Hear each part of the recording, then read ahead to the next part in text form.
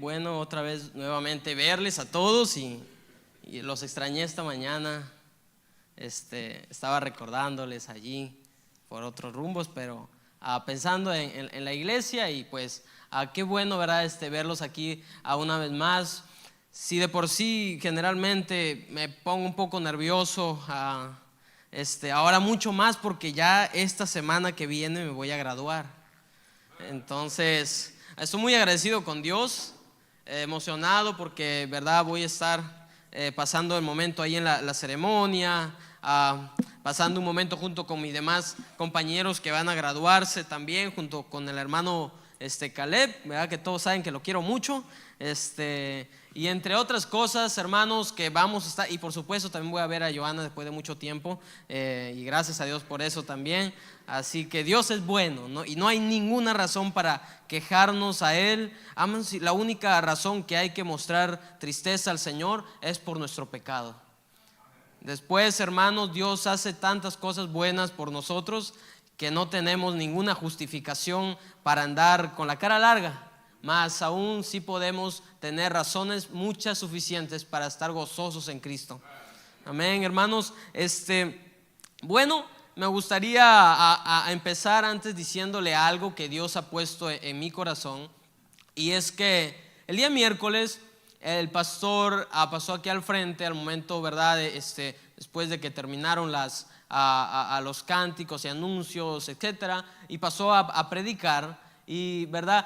Cabe mencionar que cuando él se sube aquí y da el mensaje, que los que estuvieron aquí recordarán de que, y espero, ¿verdad?, que sí, de que él habló, justamente era el mismo mensaje que Dios no el mismo, pero un mensaje muy parecido que Dios estaba poniendo en mi corazón para predicarlo el día de hoy, ya que el pastor me lo había mencionado con anticipación. Entonces yo me senté, estaba sentado ahí y pensando si Dios quería que a lo mejor predicara otra cosa, ok, ya que el pastor había mencionado algo similar, pero me gustaría, hermanos, que reciban este mensaje como de parte de Dios y que puedan tomarlo en su corazón como algo que el Señor quiere meter, tal vez he pensado en estos días en mi corazón, tal vez en algunos de ustedes, a la fuerza en el corazón y en la vida de nosotros.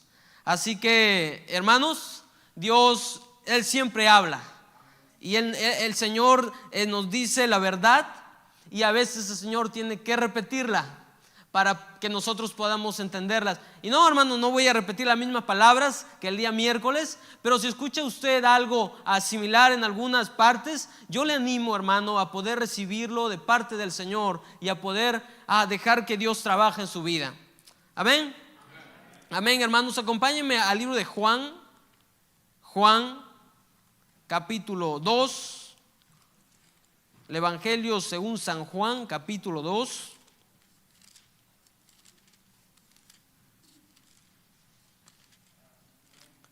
San Juan, capítulo 2.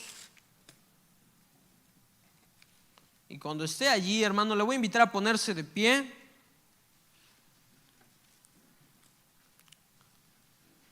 Si su salud le permite, hermano, voy a invitarle a ponerse de pie ahí en Juan capítulo 2, versículo 1. Dice el verso 1, ahí acompáñenme con su vista. Al tercer día se hicieron unas bodas en Caná de Galilea, y estaba allí la madre de Jesús. Y fueron también invitados a las bodas Jesús y sus discípulos. Y faltando el vino, la madre de Jesús le dijo: no tienen vino. Jesús le dijo: ¿qué tienes tú conmigo, mujer? Aún no ha venido mi hora. Su madre dijo a los que servían: haced todo lo que se os dijere. Y estaban allí 6 tinajas de piedra para agua, conforme al rito de la purificación de los judíos, en cada una de las cuales cabían 2 o 3 cántaros. Jesús les dijo: llenad estas tinajas de agua, y la llenaron hasta arriba. Entonces les dijo: sacad ahora y llevadlo al maestresala. Y se lo llevaron. Cuando el maestresala probó el agua hecha vino, sin saber él de dónde era, aunque lo sabían los sirvientes que habían sacado el agua, llamó al esposo y le dijo: todo hombre sirve primero el buen vino, y cuando ya han bebido mucho, entonces el inferior. mas tú has reservado el buen vino hasta ahora. Vamos a leerlo juntos, hermanos. Versículo 10 dice, a la cuenta de 3, 1, 2, 3, y le dijo: todo hombre sirve primero el buen vino, y cuando ya han bebido mucho, entonces el inferior, mas tú has reservado el buen vino hasta ahora. Nuestro buen Dios, te damos las gracias, Señor, por tu buena palabra. Padre, encontramos, Señor, que en tu palabra no hay ningún error, y queremos, Señor, que tú entresaques, Señor, lo precioso de lo vil. Ayúdanos, Señor, en nuestras vidas. Enséñanos, Señor, a través de tu palabra, y ayúdanos a estar a lo más humillados, Señor, posible. Tener la humildad, Señor, necesaria para escuchar tu voz con lucidez, Señor, con nitidez, Padre, y poder responder, Señor, a tu mensaje de la manera apropiada. Mi Dios, te ruego, Señor, en el nombre de Jesús, que me ayudes porque te necesito. Gracias por todo, Padre, en el nombre de Cristo Jesús. Amén. Amén, hermano. ¿Puede tomar asiento? Puede tomar asiento. Juan capítulo 2, versículos del 1 al 10. Acabamos de leerlos, hermanos. Lo primero que me gustaría que analicemos es el verso número 1, al que acabamos de mencionar. Dice: al tercer día se hicieron unas bodas en Caná de Galilea. Jesús llega a Galilea. Un versículo, el capítulo anterior podemos ver cómo él llega para llamar a Felipe y también a Natanael. Entonces, él llama a los discípulos, y luego él está en Galilea y él se va a un lugar que se llama Caná de Galilea. Y allí en ese lugar él llega a una fiesta, a una celebración. Y para todo aquel que en algún momento le ha pasado por la mente que Jesús era una persona seria y que, verdad, era una persona que pareciera que está en un funeral, ¿sí? Pues todo lo contrario. Jesús era alguien que se acercó a un lugar en donde estaban todo el mundo felices, porque él también estaba feliz, porque él también compartía la felicidad de unos novios que iban a casarse. Y entonces aquí llega el momento en donde llegan Jesús y sus discípulos a una boda en Caná de Galilea, y en ese lugar estaba la madre de Jesús. O se cree, hermanos, según los pasajes que acabamos de leer, que Jesús y su familia, su madre y su familia, tenían una estrecha relación con la familia que estaba realizando la boda.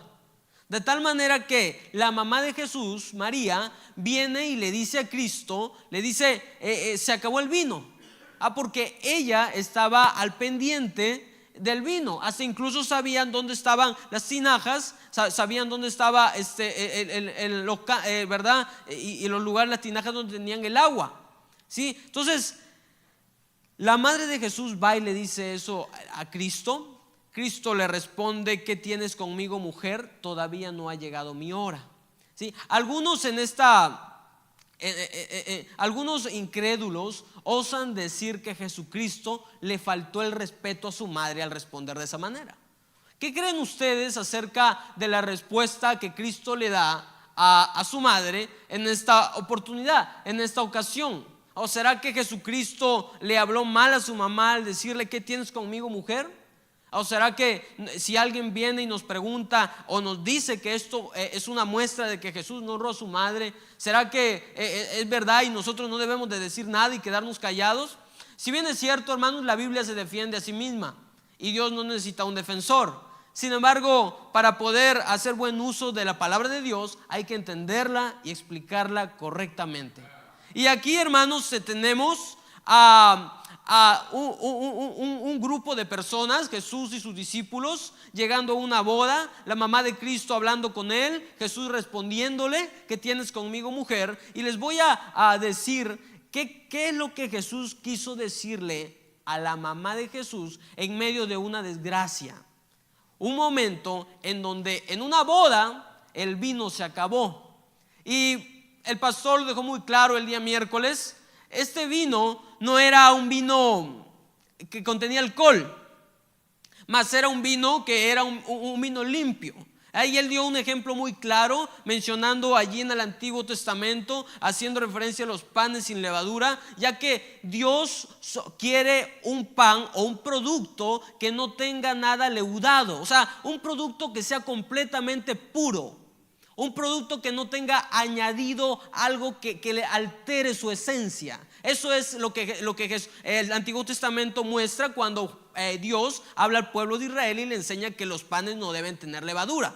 Entonces tenemos aquí que este no es un producto que está alterado con alcohol, porque Jesús sería incapaz de hacer una esencia que tiene alcohol y va a embriagar a la gente.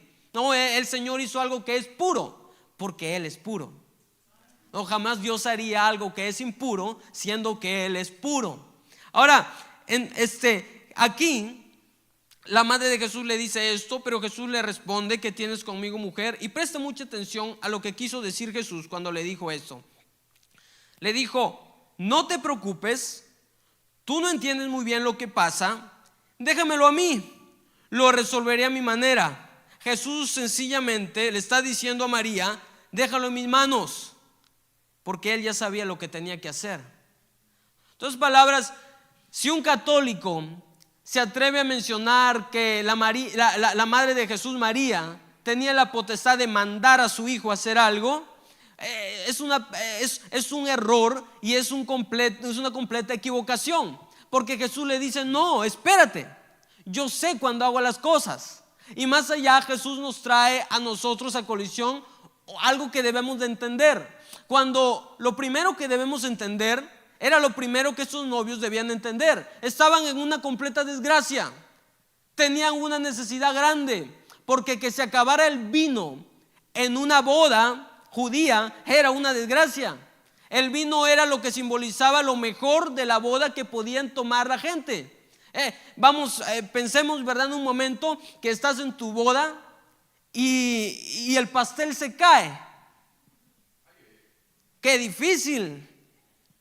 Todo el mundo feliz, todo el mundo contento, pero de pronto el pastel se va abajo, o tal vez nunca llegó el pastel, o las personas que estaban trayendo el pastel recién preparado al último minuto se le cayó. Una desgracia.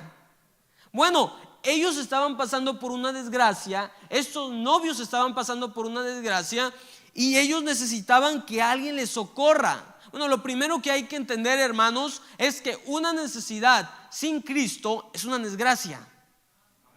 Una necesidad fuera del camino de Dios es una desgracia. Pero para su provecho, para bendición de ellos, en el momento más feliz de sus vidas, cuando estaba a punto de arruinarse, llegó Jesucristo. Y cuando Jesucristo llega a un lugar, todo lo cambia. Cuando Jesucristo llega a un lugar, las cosas cambian completamente, ya no vuelven a ser las mismas. Y llegó Jesucristo a esta boda. Ahora, la boda de los judíos se celebraban por 7 días, una semana entera. Y allí, en el pueblo de Israel, celebraban el primer día la boda, y los demás días no iban de luna de miel. Más se reunían en un lugar y allí les entregaban puros regalos todo el tiempo a los de la boda. Así como los que fueron invitados a la boda, como los que no fueron también. Y usted dirá, ¿cómo así que todos daban regalos los que no fueron invitados? Hermanos, en un momento en esta cultura judía, y le pido por favor que preste mucha atención en este punto, este dato importante. En un momento en donde en esta cultura judía lo que abundaba era la corrupción, lo que abundaba era el dominio romano, la corrupción religiosa, el pago de tributos, de impuestos, que se aprovechaba de la gente pobre para quitarle más plata. En donde el dinero para ellos era lo que gobernaba, el amor al dinero, y la gente rica se aprovechaba de los pobres. Y hermanos, si a estos novios se les acabó el vino, era porque no eran gente pudiente. No tenemos que ser adivinos.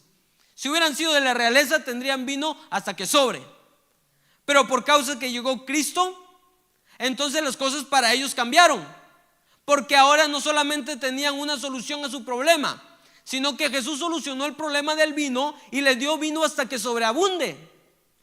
Solucionó su problema, cambió completamente el panorama, le dio una nueva perspectiva a la vida de ellos, pero Jesucristo llegó con un propósito en específico. Hermanos, Jesús no llega a la boda de estos novios en Caná de Galilea solamente para cambiar el agua en vino.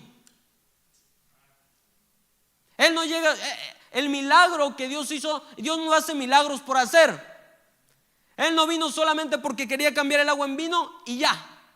No, Jesús quería ser el centro por una razón. Él quería ser el centro por una razón en específico. Jesús quería salvar a ellos de su desgracia y de su vergüenza de que en una fiesta tan importante todo el mundo empiece a murmurar de que esos novios no fueron responsables y no cumplieron con tener vino para todos. Y para más, el vino no solamente era al principio de la fiesta y también era al final. El primer y el mejor vino era al principio y el segundo el vino al final, que no era el tan bueno. Pero ya como el paladar del primer vino haya hecho su efecto, no iban a sentir el vino después, que iba a ser un vino no tan rico, porque primero era el mejor vino y luego el que no era tan bueno. Pero sin embargo, hermanos, ellos se quedaron sin vino desde el principio. Desde el principio ellos se quedaron sin vino. Hermanos, si tu boda si en tu boda, yo sé que aquí, ¿verdad?, hay algunos que ya se van a casar o unos se están casando ahora, otros pronto ya. Pero si en una boda el pastel se cae o el anillo que parecía de oro se termina rajando y alguien lo nota, o el vestido de la novia se raja por un lado, hermanos, la gente por ahí va a empezar a hablar. Uno va a decir: es que no era tan bueno el vestido, parecía bueno. Yo creo que el pastel no llegó porque no lo pagaron. Y va a salir a empezar a haber opiniones. Y hermanos, si esta boda se quedaba sin vino, como se quedó, pero si se extendía el conocimiento y se quedaba sin vino, todo el mundo iba a empezar a hablar. Lo que iba a ser el evento más grande de sus vidas, su boda, que tenían que recordarlo 20, 30 años después como un evento muy bonito, lo iban a recordar como una gran vergüenza, porque se iba a acabar lo que para la cultura judía era lo más importante, una gran tragedia. Hermanos, si cuando tú te casaste, yo estoy seguro que cuando tú te casaste tu vestido se rompió, hermana, yo estoy seguro que la vergüenza sería muy grande y sería muy duro si la gente vio cómo el vestido se rompió. Hermanos, esto era un atropello para la cultura judía. Pero lo importante aquí es que Jesucristo llega y cambia completamente las cosas. Jesús llega y dice el versículo 5, dice: su madre dijo a los que servían: haced todo lo que os dijere. Y estaban allí 6 tinajas de piedra para agua, conforme al rito de la purificación de los judíos, en cada una de las cuales cabían 2 o 3 cántaros. Jesús les dijo: llenad esas tinajas de agua, y las llenaron hasta arriba. Entonces les dijo: sacad ahora y llevadlo al maestresala. Y se lo llevaron. Y dice: cuando el maestresala probó el agua hecha vino, sin saber él de dónde era, aunque lo sabían los sirvientes que habían sacado el agua, llamó al esposo y le dijo: todo hombre sirve primero el buen vino, y cuando hayan bebido mucho, entonces el inferior, mas tú has reservado el buen vino hasta ahora. Hermanos, habían tinajas que juntos eran 3 cántaros. Habían tinajas, hermanos, que juntos cabían 2 o 3 cántaros. Un aproximado de más de 400 litros de agua. Agua que no era para cualquier cosa. Esa agua tenía un fin y un propósito muy sagrado. Y ustedes han de saber que los judíos se lavaban las manos para purificarse. Y los judíos tenían esa costumbre de lavarse la mano para purificarse. Así que trajeron un agua que no era cualquier agua. Pusieron el agua delante de Jesús, y Jesús convirtió esa agua en vino. O sea, lo que Jesús estaba diciéndole a la gente era que un agua no es suficiente para purificarte a ti. Un agua no es suficiente para limpiarte. Jesús convierte el agua en vino. Y hermanos, en misma palabra de Dios nos dice que Jesús, Él es el agua, Él es el agua que salta para vida eterna. Hermanos, Jesús quería cambiar completamente la perspectiva que ellos tenían. Entonces traen las tinajas de agua. Jesús la convierte en vino, y la gente en ese momento tuvo que estar pensando: ¿qué están haciendo con el agua de esas tinajas, que es para lavarse las manos, para purificarse las manos, para purificarse a sí mismos? Un símbolo, hermanos, en este tiempo en donde abundaba el pecado, en donde la gente no quería al Mesías, para ellos su estilo de vida era pecar y luego lavarse las manos. Vivir una vida de pecado y luego venir y lavarse las manos con el agua de la tinaja, con el agua con esa agua. Ciertamente, hoy en día, hermanos, la gente peca y luego dice: voy a ir a la iglesia, el domingo estoy ahí, no pasa nada. Al siguiente día el asunto vuelve a lo mismo. La gente peca, lo cual se vuelve en un círculo vicioso, y el asunto vuelve a lo mismo. Yo quiero hacerle unas preguntas, hermanos, y la primera es: ¿quién es fiel acá a Dios? ¿Quién es fiel a Dios? ¿Quién puede levantar la mano y decir: yo soy fiel a Dios? Pero, hermanos, ¿quién puede decir: Dios siempre me ha sido fiel? El Señor siempre ha sido fiel. Nosotros, hermanos, no necesitamos de agua para lavarnos las manos. En medio de nuestra gran necesidad, en medio de que nosotros tenemos una tragedia cuando no estamos haciendo la voluntad de Dios y no estamos dejando que Cristo entre en nuestras vidas, Él tiene que decirnos: no te preocupes, tú no entiendes muy bien lo que pasa, déjamelo a mí, lo resolveré a mi manera. Entonces Jesús sencillamente le hace un llamado para decirle a María: déjalo en mis manos. Y lo mismo hace el Señor con nosotros. Dios nos enseña a nosotros que debemos de dejar las cosas en las manos de Él, esperar en sus promesas, esperar aunque todo parezca un desastre, aunque se acabe el agua, el vino, aunque lo único que haya sea agua que no tiene sabor. Y el Señor promete convertir aquella cosa que no tiene sabor en algo que sea rico al paladar, algo que le guste a la gente. El Señor, Él quiere convertir esa situación en algo que sea agradable, en algo que sea dulce. Oh, hermanos, y yo creo que aquí no soy el único que batalla con el agua y la Coca-Cola. No, porque yo creo que nadie va a decir aquí: a mí me gusta más el agua que la Coca-Cola, a menos que haya pasado por una enfermedad y ya haya aprendido la lección, ¿verdad? Y tampoco funciona un poquito de agua, un poquito de coca. Oh, eso tampoco funciona, ¿verdad? Porque el daño es el mismo, ¿ok? Pero aquí, hermanos, Jesús convierte algo que era un grave problema y una tragedia en algo que tenía sabor, en vino que era de lo alto. Él provee de una solución divina en medio de una tragedia de dos novios pobres, de dos novios que no les alcanzaba para tener vino para toda la gente.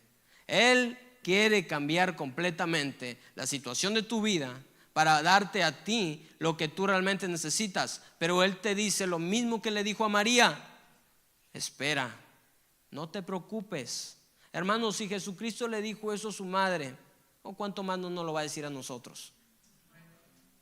Si Jesucristo le dijo a su madre que espere, que todavía no ha llegado la hora, ¿cuánto más Él no lo va a decir a nosotros?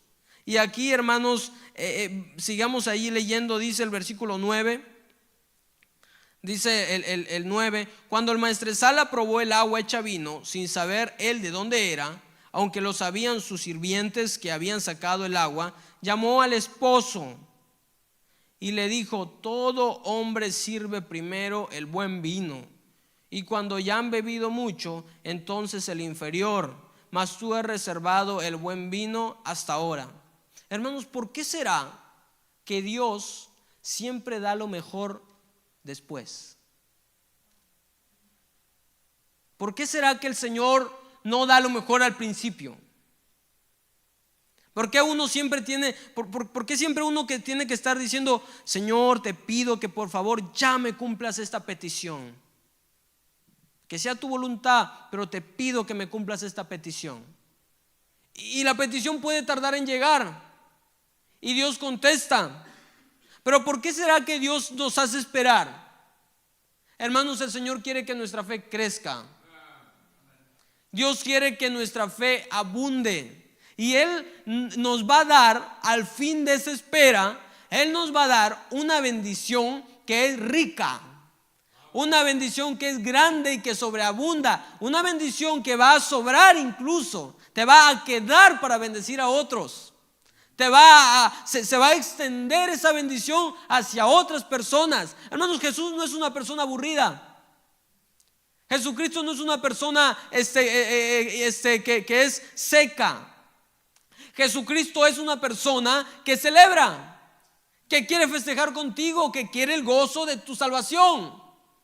Como lo dijo David: devuélveme el gozo de mi salvación. Pues Jesús es una persona que nos enseña del gozo de nuestra salvación.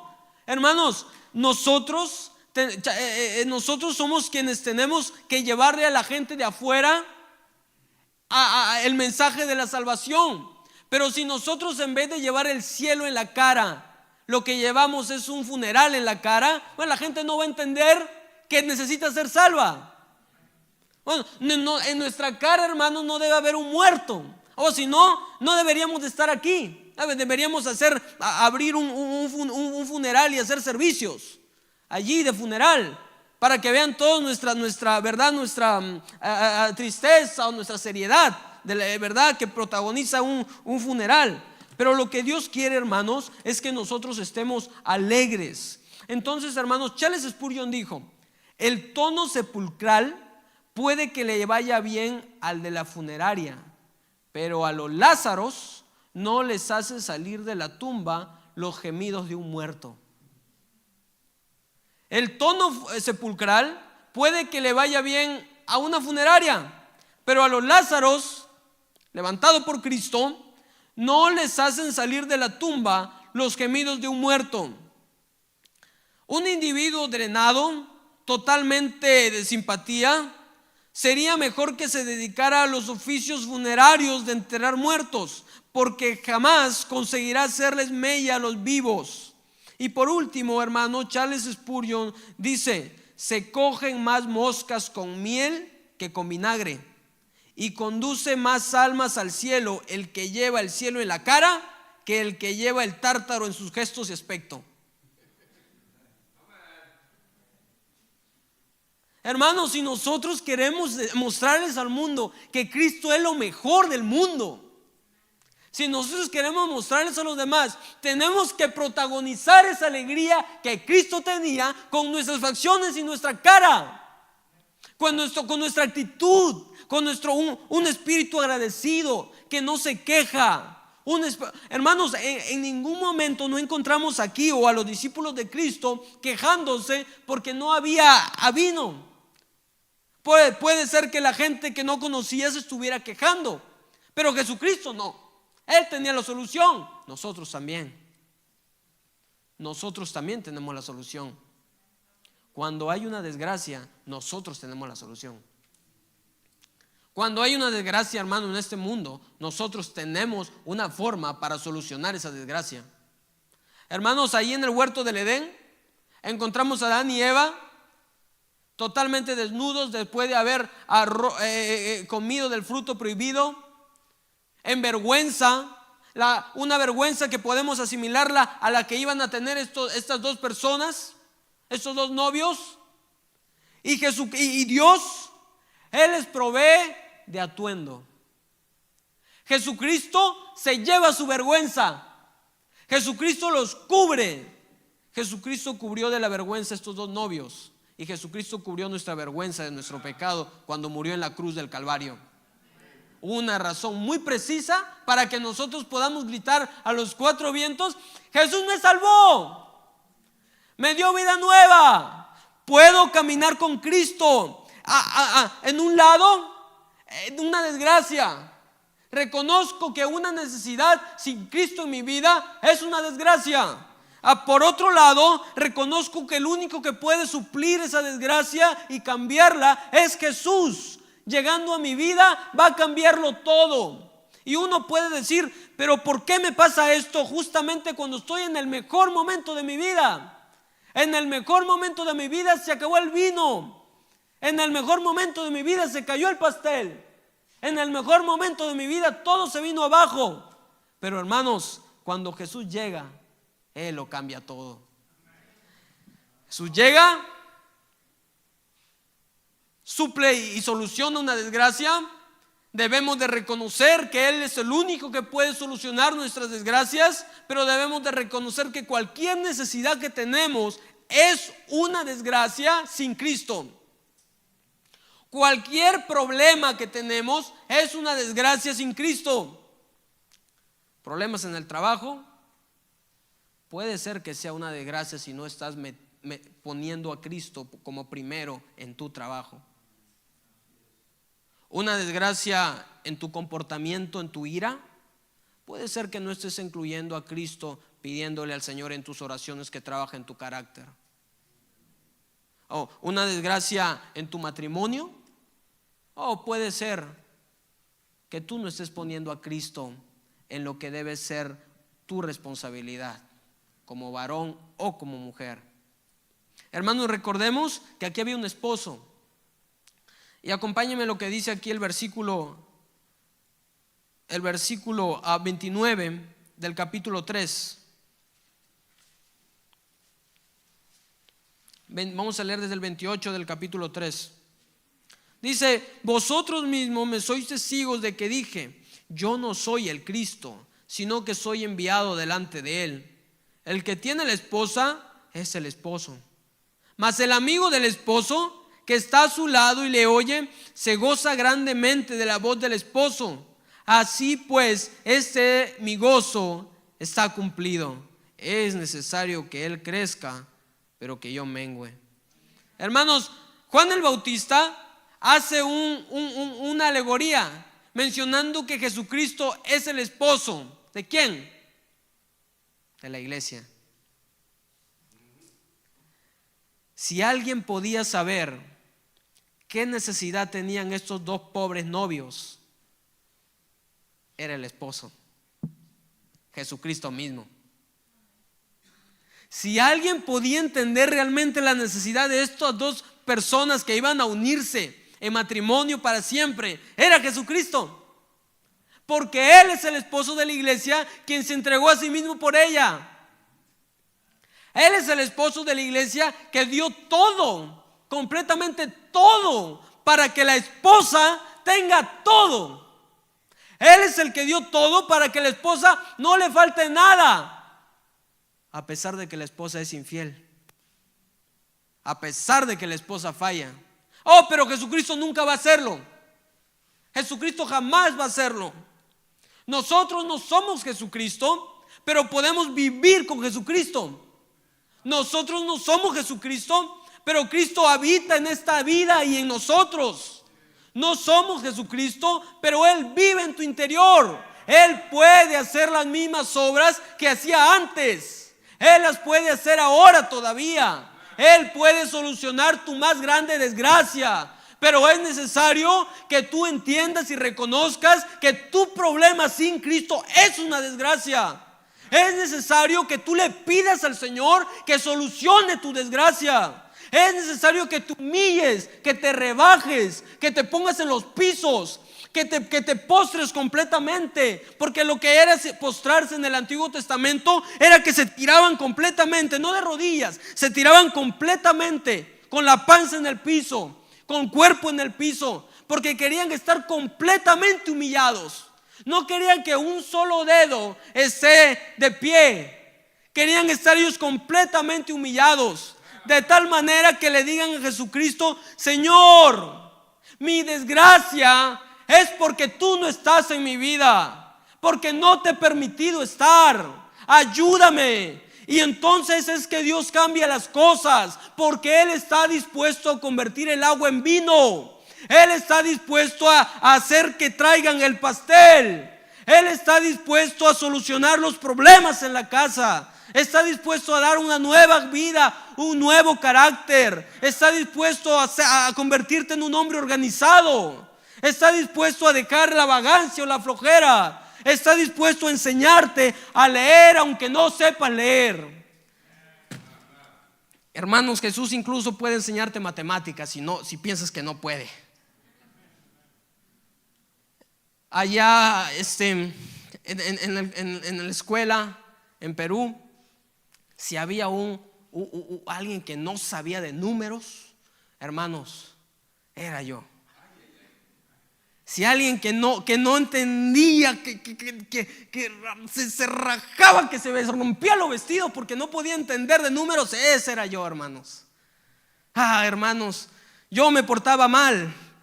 Y los niños, a veces los papás no querían que se junte los hijos con sus hijos conmigo. Pero era tan malo en matemáticas que a veces pensaba que no le dejaban juntarse conmigo porque no sabía matemáticas.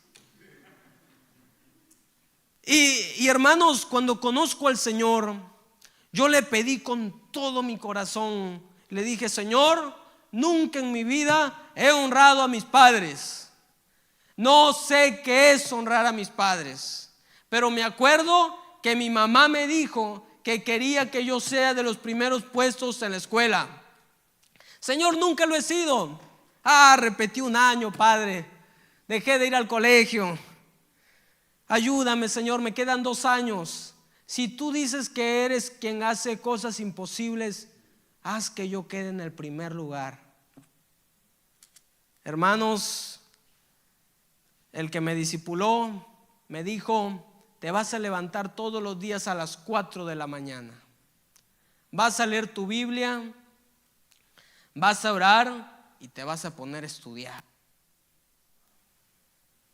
Hermanos, todos los días, 4 de la mañana, después de orar y leer mi Biblia, estudiar hasta las 11 del día, y a las 12 del día me iba a la escuela. Llegó el día de la entrega de notas, de libreta. Había llorado, batallado, me había quejado y había dicho: Señor, ayúdame y cámbiame, porque soy bien burro. Yo estaba pero humillado porque yo no entendía. Y le dije: Señor, soy un burro. Si tú no me ayudas, Padre, yo me voy a quedar burro. Hermanos, un año de esfuerzos. Nunca en mi vida me había esforzado tanto como empecé a hacerlo en ese tiempo, por la gracia de Dios. Entregaron las libretas, hermanos, y ni yo lo podía creer. Fui a entregarle la libreta a mi mamá. Le dije: mamá, aquí está mi libreta. Mi mamá toma la hoja de libreta. ¿Dónde lo ha mandado a hacer esto?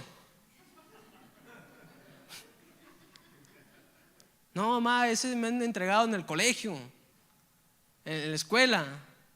Me dice: yo voy a ir, te voy a sacar la mentira.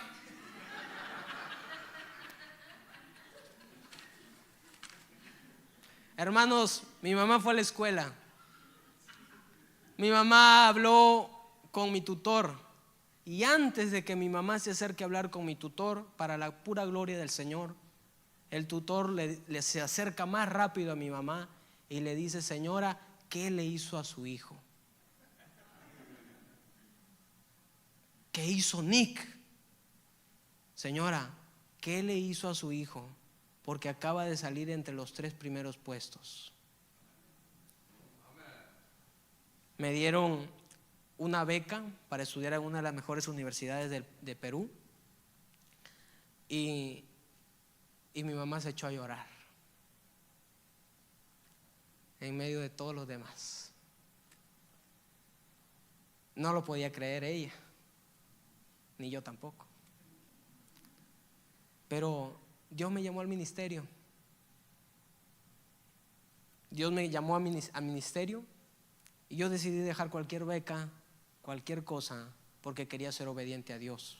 Tal vez Dios no te está llamando a ti al ministerio, pero Dios te está llamando a ti a vivir una vida para Cristo. Dios te está llamando a entregar tu problema y a reconocer que es una desgracia si tú no pones a Cristo en tu vida. Y Dios va a cambiar completamente las cosas, pero te va a costar sudor y lágrimas. Te va a costar ímpetu, humillación, soportando como un buen soldado de Jesucristo. Te va a costar. Te va a doler las rodillas, y hasta puede ser que te enfermes, porque cuando uno está haciendo bien las cosas, lo peor pasa. Cuando uno está esforzándose para hacer las cosas por Dios, pasa lo peor. Así que desde ahorita te digo: aguanta. Desde ahorita te digo: date cuenta que si tú pasas por esa puerta, que es la puerta que está entre la vida que es un desastre, entre la vida que es sin Cristo, a pasar a una puerta que es la vida que es un gozo, que es la vida donde Cristo reina, entonces déjame decirte que vas a enfrentar pruebas, pero necesitas humillarte. Reconoce que eres un pobre novio. Reconoce que no tienes nada sin Cristo. Y reconoce que el único que puede solucionar tu problema es Jesús. Así que déjame decirte unas últimas cosas, y es que no te preocupes. Tú no tienes que cargar solo la carga. Espera, porque no hay nadie mejor que puede solucionar tu problema que Jesucristo. Si no ves cuál es el siguiente escalón, entonces no importa. Levanta los pies y pisa, porque aunque haya solo aire, en el momento en que Dios vea tu fe, Él va a poner el escalón. En el momento en que no haya nada donde pisar, Él va a poner una base sólida. Pero si tú pisas sin poner los pies en la base que es Cristo, vas a pisar en la arena y te vas a hundir. Sé sabio, sé prudente, como el hombre que construye su casa sobre la roca, y no como que el que la hace sobre la arena. Oh, Dios puede cambiar completamente las cosas el día de hoy. Yo sé que todos los que están aquí, o la mayoría, vienen el día miércoles. Me hubiese gustado que estuviera aquí alguien que no ven el día miércoles, porque tenía un deseo muy en mi corazón de explicar qué es la importancia de venir los miércoles a la iglesia. Y la verdad, hermano, es que si tú vienes los miércoles, debes saber que Dios va a bendecirte. No porque el miércoles sea un día sagrado, porque el miércoles es como el martes o el lunes, o el jueves o el viernes. La razón que debes estar aquí los miércoles es que Jesús es el esposo de la iglesia y Él es el que manda. Y si Él manda que su esposa llegue a un lugar, su esposa debe llegar. Si Jesús, que es el esposo, y Él tiene la corona y Él reina, Él manda que llegue la esposa a un lugar, la esposa debe estar ahí. Debemos estar ahí.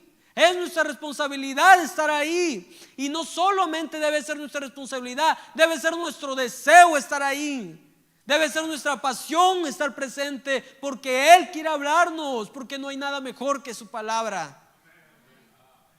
Hermanos, y para terminar, Me gustaría simplemente mencionar una última cosa.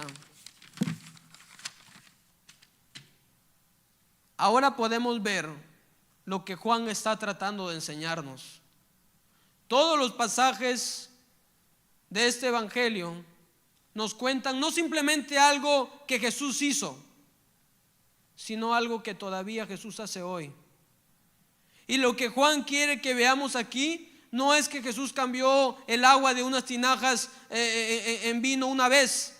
Lo que quiere es que veamos que siempre que Jesús viene a la vida de una persona, trae una nueva calidad de vida, que es como cambiar el agua en vino, que es como volver lo que no tiene sabor en algo dulce. Sin Jesús la vida es un fracaso, una desilusión, y con Jesús es interesante, emocionante y satisfactorio.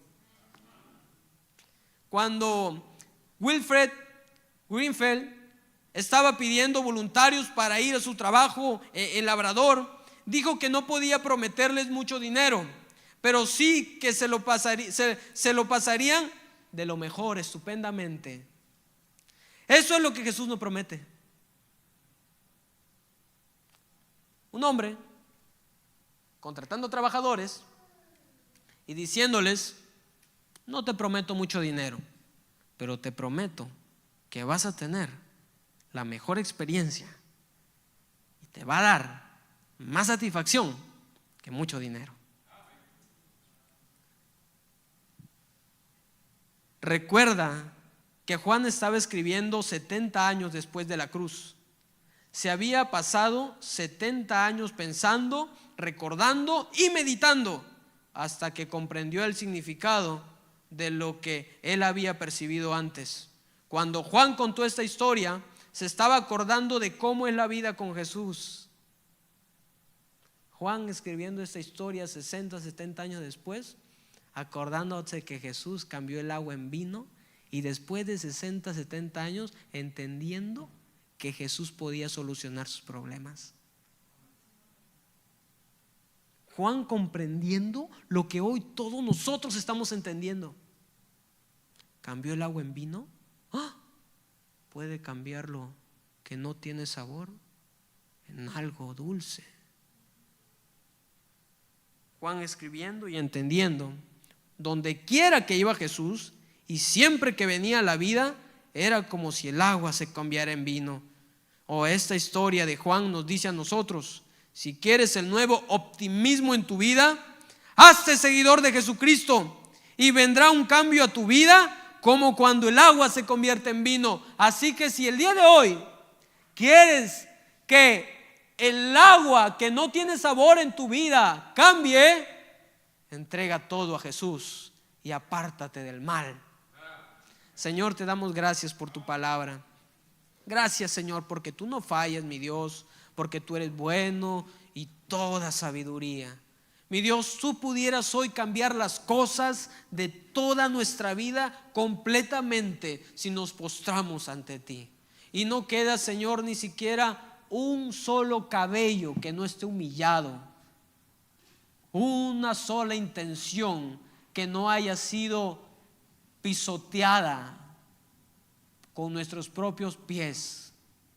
Cualquier intención que tiene ganas de pecar contra ti tiene que ser pisoteada, Señor. Tiene que ser pisoteada para encontrar victoria en Jesús. Jesús es el único que puede darnos victoria. Allí mientras oras, Dios quiere cambiar esa actitud de un funeral a una actitud del cielo. Tan solamente tienes que humillarte a Jesús y a los que siguen a Jesús. Nosotros pudiéramos orar en nuestra casa solos, pero requiere valor para que uno se acerque a un amigo y le diga: he fallado en esto y ya no quiero esta vida. Porque el día en que lo hagas es como si le estuvieras hablando a Cristo mismo, ya que a veces nosotros convertimos la oración en un sótano de secretos en donde nadie más puede saber en qué estamos fallando o en qué estamos estancados. Señor, ayúdanos, Señor. Pon personas en nuestro camino que pueden darnos el deseo, la sabiduría de parte de ti, Señor, para salir de nuestra condición que no te agrada a ti, Señor. Mientras seguimos ahí orando, hermanos, voy a invitar aquí al hermano Mike. Pastor Mike. Viviendo con respeto a Dios, hermanos, vamos a ser breves, ¿verdad? En esta invitación. Mientras usted está hablando ahí con el Señor, yo quiero hacer una pregunta. Tal vez alguno de los que está aquí dijera: yo no conozco a Cristo como mi Salvador personal. Recuerde que nunca es tarde. Nos gustaría orar por usted. Si usted no ha conocido a Cristo como su Salvador personal, levante su mano. Si usted no lo ha conocido aún, nos gustaría orar por usted. Tal vez usted está pensando, ¿verdad? Yo no conozco al Señor, yo no me he humillado porque no le conoce. Este es el tiempo para que usted tenga un encuentro personal con el Señor. Nos gustaría guiarlo en ese encuentro. ¿Alguien aquí? Levante su mano. Amén. Cristiano, hijo de Dios, hermanos, el Señor habló a través de su palabra en el día de hoy. Usted conoce los compromisos que tiene delante del Señor. A los siervos, a nosotros los siervos del Señor, hemos tenido que rechazar muchas cosas de este mundo para servir al Señor. Cosas que nos pudieran haber hecho, puesto en una cima, que para el mundo sería el éxito, pero nosotros sabemos que el éxito está en el Señor, y es la razón del rechazo. Como lo dijo el hermano Nick, él tuvo oportunidades, hermano. Yo he tenido las mías, y muchos siervos han tenido y han rechazado por amor al Señor. Mi pregunta en esta tarde: ¿qué está dispuesto a entregar al Señor usted? Solamente usted estando ahí. No voy a alargar más la invitación. Usted conoce y sabe lo que tiene que entregarle al Señor. Entréguele eso al Señor. Humíllese al Señor. Ahí donde usted está, dígale: Señor, yo me quiero humillar ante ti. Muchos han entregado mucho por ti. Yo quiero, Señor, entregarte. Tal vez sea alguna área, tal vez sea algo mucho más específico, tal vez sean pecados, tal vez sean decisiones que tiene que entregarle al Señor. Humíllese. Padre, gracias te damos en esta noche, Señor. Gracias por tu palabra, mi Dios. Gracias, Señor, por habernos permitido venir a tu casa el día de hoy, Señor. Te pido, mi Dios santo, que tú bendigas grandemente a nuestros hermanos, a la iglesia. Que nos enseñes, Señor, a humillarnos cada día delante de ti, reconocerte, Señor, que tú estás por encima de todas las cosas, mi Dios. Estás por encima del trabajo, por encima del dinero, por encima de todo, Señor. Y eso implica mantenernos humillados y ponerte a ti primero antes que todas las cosas, Señor. Ayúdanos, Señor, a mantenernos humildes, Señor, delante de ti, y reconocer, Señor, que ni siquiera el trabajo puede separarnos de ti, Señor. Que el trabajo no puede, Señor, separarnos de un día de venir a tu casa y adorarte, Señor. Ayúdanos a mantener esa convicción, Señor, humíllanos. Aquellos que aún no han entendido esta convicción, Señor, humíllalos a tu manera, Señor, pero ten misericordia. Padre, gracias, gracias y muchas gracias, Señor, por este tiempo. Bendice, Señor, tu nombre. Bendice a mis hermanos en esta tarde, Señor. Gracias por las predicaciones de hoy. Gracias por los servicios que los hermanos estuvieron dando a ti el día de hoy, Señor, desde todas las áreas, Señor, del ministerio aquí en Redención, Señor, desde el sonido, el audio, los niños, Salacuna, Señor, los ujieres, los instrumentos, la música, todo, Señor, que se estuvo dando el día de hoy. Te pido, Señor, que tú utilices todo eso para la gloria y la honra tuya, Señor. En el nombre de Jesús oramos. Amén y amén. Amén. Bien, hermano. Vamos entonces a terminar en esta tarde, ¿verdad? Le voy a pedir al hermano Nick, ¿verdad? Que puedas pasar aquí al lobby, por favor, mientras para que saludes a los hermanos, ¿verdad? Que están ya, hermanos, yo creo que no creo que lo veamos el miércoles, ¿verdad que no, hermano? Ok, entonces despídase de él de una vez, ¿verdad? Salúdelo, ¿verdad? Y ore por él. Así que vamos a ponernos en pie y vamos a despedirnos, ¿verdad? Con un cántico más. Solo el poder de Dios, hermana.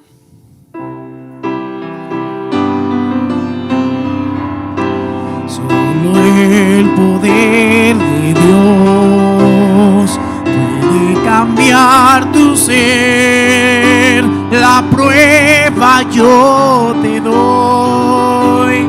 Él me ha cambiado a mí. No ves que soy feliz sirviendo al Señor. Nueva criatura soy, nueva soy. Padre, gracias y muchas gracias, Señor. Te pedimos que bendigas, Señor, a cada uno de mis hermanos en esta tarde, en este resto de semana también, Señor, que puedan, ¿verdad?, disfrutar el tiempo que queda en comunión, Señor, con sus familias. Bendícele el resto de semana, Señor, para que sigan luchando en contravía del mundo, Señor. Que les ayude, Señor, que con todo lo que recibieron el día de hoy puedan coger fuerzas, Señor, y que tú les puedas ayudar a seguir viviendo, Señor, como verdaderos creyentes. Padre, gracias, Señor, te damos en esta hermosa tarde, en el nombre de Jesús. Amén y amén. Muy bien, hermanos, ya sabe, el martes hogar en su presencia, el miércoles nos vemos en el culto de la noche.